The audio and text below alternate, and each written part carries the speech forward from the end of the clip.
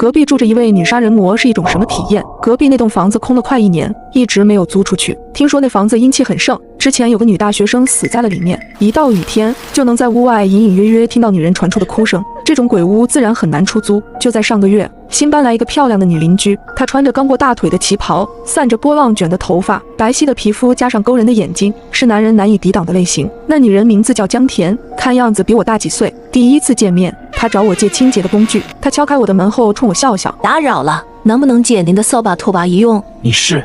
她笑着说：“我是刚搬过来的，以后我们就是邻居啦。”我连忙把工具找出来递给他，他冲我礼貌地道谢。第二天他归还工具的时候，送来一盒便当，打开盒子就闻到一股诱人的香味，里面是一些糖醋排骨，吃起来酸中带甜，外嫩里酥油而不腻。我并非贪吃之人，却在10分钟之内把它吃个精光。我问江田：“这些排骨你在哪里买的？和我以前吃的都不一样。”江田问：“好吃吗？”我用纸巾擦擦嘴说：“非常好吃，简直是人间美味。”江田笑着说：“你要是喜欢，以后我就经常做给你吃，不过食材不好弄，得费点功夫。”这个女邻居有点神秘，首先是她的衣着，什么时候看见她都是穿着旗袍，哪怕在狂风大作的雨天，那天气温非常低，我穿着毛衣都觉得冷，她却穿着紫色旗袍站在窗边，看见我正看她，对我露出一个诡异的笑容。还有就是她的生活习惯，她几乎不用任何智能产品，手机、电脑、电视机，她的房子里都没有，唯一打发时间的娱乐活动就是看书，最后就是她的职业，除了隔几天去外面采购一次，她几乎都待在屋里。那么她的收入来源是什么？大概1个星期后，我见到她和一个男人回来，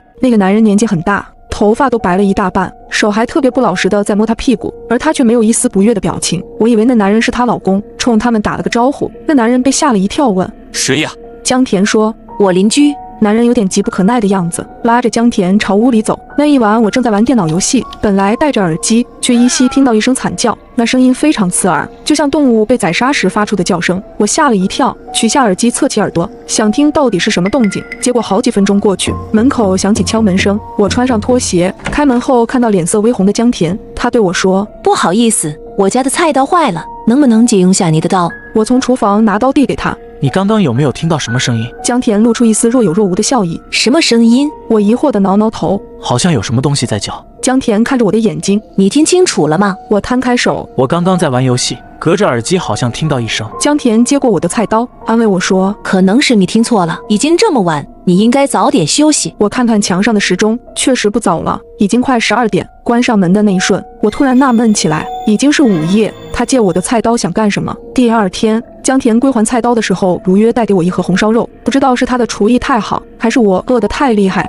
我很快就把那盒红烧肉吃了个底朝天。江田对我的吃相很满意，全程都带着欣然的眼神。临走时，我问他：“昨天那位先生是？”江田平静地说：“他是我一个普通朋友。”我想起那男人颇为猥琐的小动作，心里有点怪怪的。我问江田：“他人呢？”江田淡淡的回答：“昨晚坐了一会就走了。”过了没几天，江田又带了一个大学生模样的男孩回来，男孩一只手搭在江田的腰上，整个人痞里痞气。进门的时候，那男孩还亲了江田脖子一口，江田没有推开他，反而只是对他笑笑。难道说这个小毛孩才是她的男朋友？过了1天，江田给我送来一份爆炒牛筋，我问他那个男生是谁，江田说是他的远房表弟。表弟能做出这么亲密的动作吗？我有点怀疑，但无论如何，和什么人有什么关系，说到底也是品性问题。我对江田又没有想法，所以没太在意。直到我哥们阿成来找我的那一天，我才意识到问题有多么严重。阿成是我初中就认识的朋友，为人很讲义气，在社会上也很混得开，唯一的缺点就是好色，经常看见美女就走不动道。那天阿成正在跟我抱怨我住的地方太偏，江田端着盆子从门口走出来，